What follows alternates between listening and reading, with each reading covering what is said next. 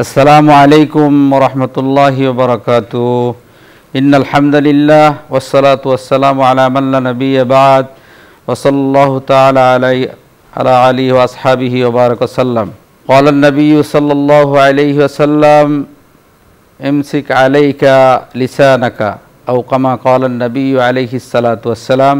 প্রিয় দর্শক শ্রোতা ভাই ও বন্ধুরা, এই মুহূর্তে যারা দূরে কাছে দেশ বা বিদেশে যেখান থেকে আপনাদের প্রিয় অনুষ্ঠান ইসলাম ও আমরার নিউজ 24-এর কল্যাণে আপনারা চোখ রেখেছেন, আপনাদেরকে জানাই অন্তরের অন্তঃস্থল থেকে আন্তরিক ধন্যবাদ ও শুভেচ্ছা।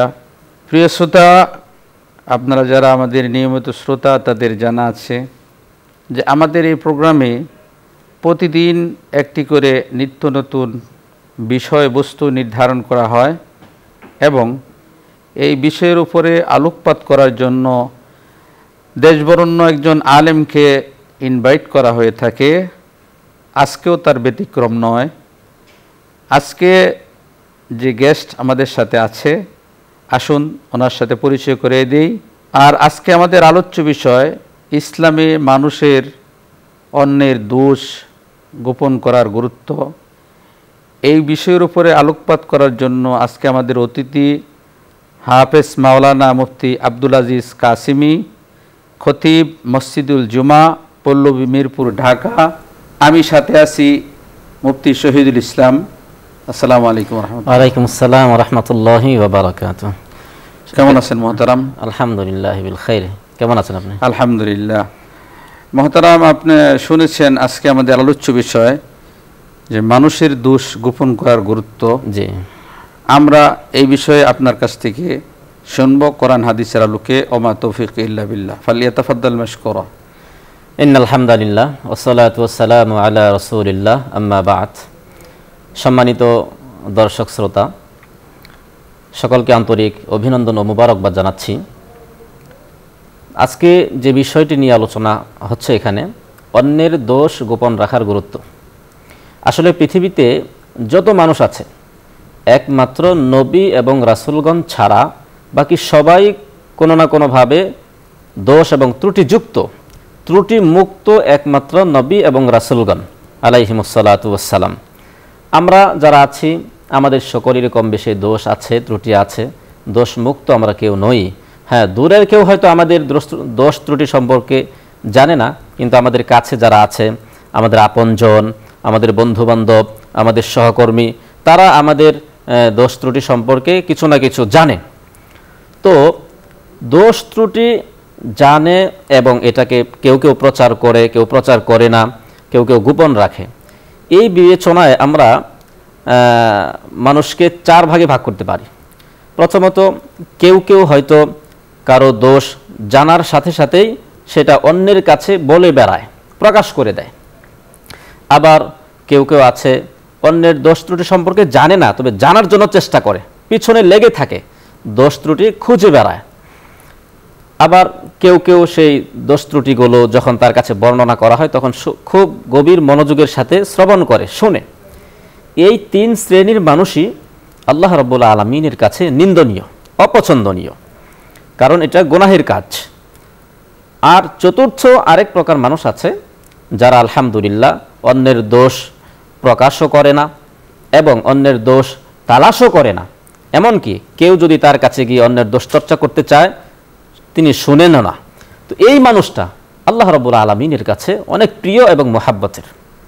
কুরআনুল কারীমের সূরাতুল হুজুরাতের 12 নম্বর আয়াত কারীমার মধ্যে আল্লাহ রাব্বুল আলামিন ইরশাদ করেছেন, ইয়া আইয়ুহাল্লাযীনা আমানু জিতানিবু কাসীরাম মিনাজ-যন্নি। হে ঈমানদারেরা, তোমরা অতিরিক্ত ধারণা পোষণ করা থেকে বিরত থাকো, কেননা ইন্না বা'দাজ-যন্নি ইসমুন। কিছু কিছু ধারণা তো আমাদের ভুল প্রমাণিত হয়। আমি একটা ধারণা করলাম, বাস্তবে দেখা গেল বিষয়টা তার উল্টো। তো আমি ভুল ধারণা করার কারণে আমি গুনাহগার হয়ে গেলাম। এজন্য আল্লাহ বলছেন যে তোমরা অতিরিক্ত ধারণা করা থেকে বিরত থাকো।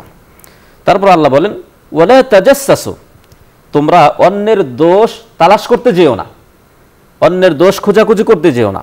ওয়ালা ইয়াগতাব বা'দুকুম বা'দা, এবং তোমরা একে অপরের দোষ চর্চাও করতে যেও না, অর্থাৎ কেউ কারো গীবত করো না, একজনের দোষ আরেকজনের কাছে গিয়ে প্রকাশ করো না, বলো না। আল্লাহ বলেন আইয়ুহিব্বু আহাদুকুম আইয়াকুলা লাহমা আখিহি মাইতান ফাকারিহতুমু, তোমাদের কেউ কি এটা পছন্দ করবে যে নিজের আপন মৃত ভাইয়ের গোশত ভক্ষণ করবে? তোমাদের কারো সামনে যদি তোমার আপন মৃত ভাইয়ের গোশত পেশ করা হয় তাহলে অবশ্যই সেটাও পছন্দ করবে। তো আল্লাহ বলেন কারো দোষ প্রকাশ করা, কারো গীবত চর্চা করা আপন মৃত ভাইয়ের গোশত খাবার মতো, এত মারাত্মক অপরাধ এবং নিন্দনীয় কাজ। হাদিস শরীফে রাসূল করিম সাল্লাল্লাহু তাআলা আলাইহি ওয়াসাল্লাম ইরশাদ করেছেন, সহিহ মুসলিম শরীফের 6487 নম্বর হাদিস, বিখ্যাত সাহাবী হযরত আবু হুরায়রা রাদিয়াল্লাহু তাআলা আনহু হাদিস বয়ান করেছেন যে রাসূল করিম সাল্লাল্লাহু তাআলা আলাইহি ওয়াসাল্লাম একবার সাহাবায়ে কেরামকে জিজ্ঞেস করলেন, আতাদরুনা মাল গীবা, আচ্ছা তোমরা কি জানো গীবত কাকে বলে? সাহাবায়ে কেরাম বললেন, ক্বালু আল্লাহু ওয়া রাসূলুহু আ'লাম, আল্লাহ এবং তার রাসূল সাল্লাল্লাহু আলাইহি ওয়াসাল্লাম ভালো জানেন। ক্বাল, তখন নবীজি বললেন, যিকরুকা আখাওয়াকা মা ইয়াকরাহু, গীবত হলো তোমার ভাইয়ের এমন কিছু চর্চা করা, এমন কোনো বিষয়ের আলোচনা করা যেটা সে অপছন্দ করে, অর্থাৎ তুমি তার এমন কিছু একটা গুণের কথা, এমন দোষের কথা আলোচনা করেছো যেটা সে শুনলে অপছন্দ করে, তার সামনে করলে অপছন্দ করবে, পিছনে হোক এটাও সে চায় না, অপছন্দ করে। সাহাবী বললেন, ইয়া রাসূলুল্লাহ, আমি যেই দোষের কথাটা বললাম সেটা যদি আমার ভাইয়ের মধ্যে থাকে, ইন কানা ফি আখি মা আকুল, তাহলেও কি গীবত হবে? নবীজি বললেন, ইন কানা ফি আখিকা মা তাকুলু, তুমি যে দোষের কথা বলেছো সেটা যদি তোমার ভাইয়ের মধ্যে থাকে, ফাকাদ ইকতাবতাহু, তাহলে তো তুমি তার গীবত করেছো, অপরাধ করেছো। ওয়া ইন লাম ইয়াকুন ফিহি, আর যদি সেটা তার মধ্যে না থাকে, ফাকাদ বাহাত্তাহু, তাহলে তো তুমি তাকে মিথ্যা অপবাদ দিয়েছো, তহমত দিয়েছো, এটাও মারাত্মক অপরাধ। অন্য একটি হাদিসে সুনান আবি দাউদের 4880 নম্বর হাদিস, বিখ্যাত সাহাবী হযরত আনাস রাদিয়াল্লাহু তাআলা হাদিস বয়ান করেছেন, রাসূল করিম সাল্লাল্লাহু তাআলা আলাইহি ওয়াসাল্লাম ইরশাদ করেছেন, লা তাগতাবুল মুসলিমিন, তোমরা মুসলমানদের দোষ চর্চা করো না, একে অপরের দোষ অন্যের কাছে বলে বেরিও না। ওয়ালা তাত্তাবিউ আওরাতিহিম, এবং তোমরা মুসলমানদের দোষ ত্রুটি তালাশ করতেও যেও না, খুঁজে তার কি কি দোষ আছে এটা খুঁজতে যেও না। ফাইন্নাহু মাইয়াত্তাবিউ আওরাতিহিম, কেননা যে ব্যক্তি মুসলমানদের দোষ তালাশ করে, ইয়াত্তাবিউ আল্লাহু আওরাতাহু, আল্লাহ তাআলা তার দোষ তালাশ করেন। ওয়া মাইয়াত্তাবিউ আল্লাহ আওরাতাহু, আর আল্লাহ তাআলা যে ব্যক্তির দোষ তালাশ করেন, ইয়াফদাহু ফি বাইতিহি, সে তার নিজের বাড়িতেই লাঞ্ছিত হবে, অপমানিত হবে। নাউযুবিল্লাহি মিন যালিক। মহতারাম, আপনাকে ধন্যবাদ। আসলে খুব সুন্দর আলোচনা করতেছিলেন। আমরা জানি যে আল্লাহ নবী জনাবে মুহাম্মদ রাসূলুল্লাহ সাল্লাল্লাহু আলাইহি ওয়াসাল্লাম বলেছেন, মান সাতারা আওরাতা আখিহি সাতারাহুল্লাহু আওরাতাহু, যে ব্যক্তি অপরের দোষ জেনে বুঝে গোপন করে, আল্লাহ তাআলা এমন দিন তার দোষ গোপন করবে যেদিন দোষ গোপন না করলে তার সে বিপদের সম্ভাবনা থাকে, অর্থাৎ পরকালে আল্লাহ তাআলা তার দোষ গোপন করে আল্লাহ তাআলা তার জন্য ভালো একটা ফয়সালা করবে। তো আমরা নিজেরা চেষ্টা করব যে আমরা অন্যের দোষ না দেখে নিজের দোষ দেখব। আল্লাহ তাআলা আমাদেরকে তৌফিক দান করুন। প্রিয় দর্শক শ্রোতা, আজকের আলোচ্য বিষয়ে যদি আপনাদের কোনো প্রশ্ন থেকে থাকে অথবা ইসলামী যে কোনো প্রশ্ন থেকে থাকে, আপনারা প্রশ্ন করতে পারুন, আমরা তার আলোকে উত্তর দেওয়ার জন্য চেষ্টা করব। ওমা তৌফিক ইল্লা বিল্লাহ। প্রিয় দর্শক, আসসালামু আলাইকুম। যিনি প্রথমে আছেন পরিচয় দিয়ে আপনার প্রশ্ন করুন। আসসালামু আলাইকুম। ওয়ালাইকুম সালাম। হ্যাঁ, প্রশ্ন করুন। হুজুর, আমি একটা প্রশ্ন করছি। আমি আমার হাঁটুর ব্যথাতে আমি ভালো করে ভালোভাবে বসে নামাজ পড়তে পারি না। জি। দাঁড়ায় থেকে তো নামাজ পড়তেই পারি না। জি। তারপরে আপনার বাম পা ডান পার যে আমি পাও রাখবো তাও পারি না। জি জি। আমি বাম পার পাও রাখে নামাজ পড়ি। আমার কি নামাজ হবে হুজুর? ধন্যবাদ। আপনি আমাদের সাথে থাকুন। হযরত বুঝতে পেরেছেন? হ্যাঁ জি, বুঝতে পেরেছি। এখানে যে বিষয়টা, হাঁটুর ব্যথার কারণে তিনি দাঁড়িয়েও নামাজ পড়তে পারেন না, বসেও সুন্দর করে নামাজ পড়তে পারেন না।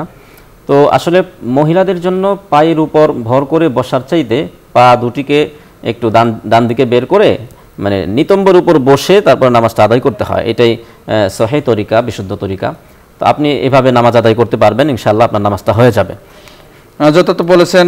যদি একান্তই না পারে তাহলে তো বিকল্প ব্যবস্থা আছে, পা লম্বা করে দিয়ে নিচে বসে, চেয়ারের থেকে নিচে বসে পা লম্বা করে দিয়ে নামাজ পড়া যায়। আশা করি বুঝতে পেরেছেন। পরবর্তী দর্শক যিনি আছেন, আপনি প্রশ্ন করুন। আসসালামু আলাইকুম রাহমাতুল্লাহ। ওয়ালাইকুম সালাম রাহমাতুল্লাহ। কথা বলবেন? জি, প্রশ্ন করুন। ওয়ালাইকুম আসসালাম ওয়া রাহমাতুল্লাহ। হুজুর, আমি একটা প্রশ্ন করব আপনার কাছে। জি জি, প্রশ্ন করুন। ওই যে স্বামী স্ত্রী আছে না, স্বামী স্ত্রী, জি, স্বামী স্ত্রী বিয়া করিয়া শাদী করিয়া আওয়ার সময় বাসর করে উনি যে টাকা দিতে, এগুলো দিতে আসলাম, তো উনি হয়তো কোনটা লাগছে না, আমি একটা ক্লাস দিয়ে দিয়ে মসজিদে আমি সব তো মাপ চলাইলাম, এটা কি মাপ হইব না যে যাদের থাকবো ওইটা তো জানার জন্য। প্রশ্নটা আবার একটু করুন। ওই যে বিয়া করে আইলে বাসর করো, যে জোর দেওয়া লাগে না, মহারানা, জি জি, মহারানা দিতে চাইলাম, তো উনি দিচ্ছে না, এখন আপনি কোরআন শরীফ মসজিদে দিয়ে দেন। জি জি, ধন্যবাদ আপনাকে। আপনি আমাদের সাথে থাকুন, আমরা আলোচনা করছি। আসলে উনি যে প্রশ্নটা করেছেন মহারণা মাপের বিষয়টা, মহারণা আসলে মাপ হয় না। স্ত্রীর কাছ থেকে কোনো ছলে বলে কৌশলে কোনো পন্থা বা কোনো ফন্দি অবলম্বন করে তার কাছ থেকে মাপ নেওয়া, এটা কোনোভাবেই শরীয়তসম্মত নয়। এই ক্ষেত্রে এভাবে যদি স্ত্রী মাফ করেও দেয় তাহলেও কিন্তু মাফ হবে না। হ্যাঁ, স্ত্রী যদি নিজ থেকেই মাফ করে দিতেন কোনো কৌশল অবলম্বন করা ছাড়াই, তাহলে সেটা ভিন্ন। কিন্তু বাসর ঘরে ঢুকে তাকে কোনো শর্ত দিয়ে বা তার সাথে ভালোবাসা বিনিময় করে কোনো শর্ত সারায়াত দিয়ে তাকে কাবু করে তার কাছ থেকে মাফ নেওয়া, এটা সম্পূর্ণ নিষেধ। মাফ করলে মাফ হবে না। মানে আপনি বলতে চাচ্ছেন যে শরীয়তের হুকুম হচ্ছে যে যে কোনো পন্থা অবলম্বন করে সেটা তার থেকে মাপ নেওয়া যাবে না। জি না, মানে এটা ঋণ নিলে যেমন পরিশোধ করতে হয় এমনি ভাবে পরিশোধ করতে হবে। জি জি, দর্শক আশা করি বুঝতে পেরেছেন, আল্লাহর পক্ষ থেকে নির্ধারিত মোহর দিতেই হবে। পরবর্তী দর্শক যিনি আছেন, আপনি পরিচয় দিয়ে প্রশ্ন করুন। আসসালামু আলাইকুম রাহমাতুল্লাহ। জি, আসসালামু আলাইকুম। ওয়ালাইকুম আসসালাম। আমার দুইটা প্রশ্ন। একটা হচ্ছে যে আমার পেটে 3 মাসের বাচ্চা নষ্ট হয়ে গেছে, মানে বাচ্চাটা কনসেপ্টের 3 মাস, দুনিয়াতে আসে নাই।